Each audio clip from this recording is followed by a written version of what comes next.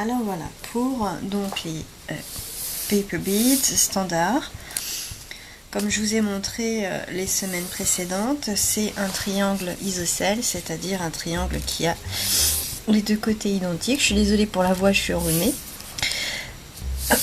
Voilà, moi j'utilise différentes sortes de papier qui sont donc sans acide, etc. Pour leur assurer une longue vie, on va dire.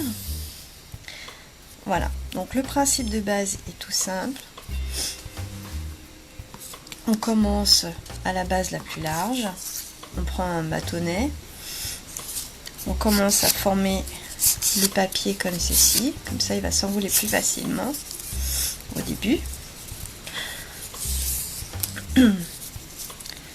On commence à l'enrouler autour du bâtonnet tranquillement. Bon, certaines personnes ne collent leurs perles qu'à la fin. Moi je suis peut-être un peu... c'est peut-être une obsession chez moi la colle, mais au moins je suis sûre que ça tient bien. Donc j'en mets surtout au début, un peu au milieu, un plat. Même si on met les doigts dedans, c'est pas grave. On est là pour bricoler. Voilà. Ce qui est très important, c'est de prendre son temps, de bien maintenir le papier et de l'enrouler tranquillement, bien serré, en prenant soin que la bande reste toujours bien centrée. Si on veut une belle perle bien formée, qui ne parte pas en forme de goutte ou quoi que ce soit, il faut bien regarder que le papier qui va aller en diminuant soit toujours bien centré.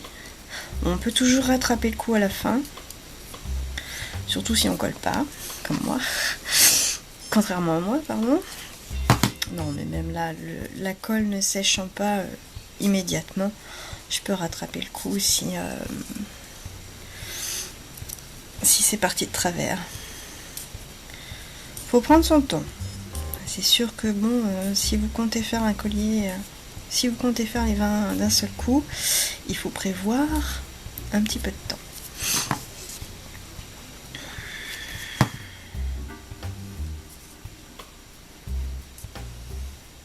Si la colle ressort, c'est pas grave, on passe avec le doigt.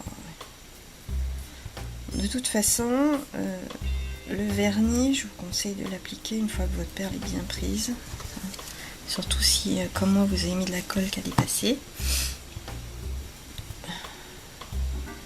Hop. Hop.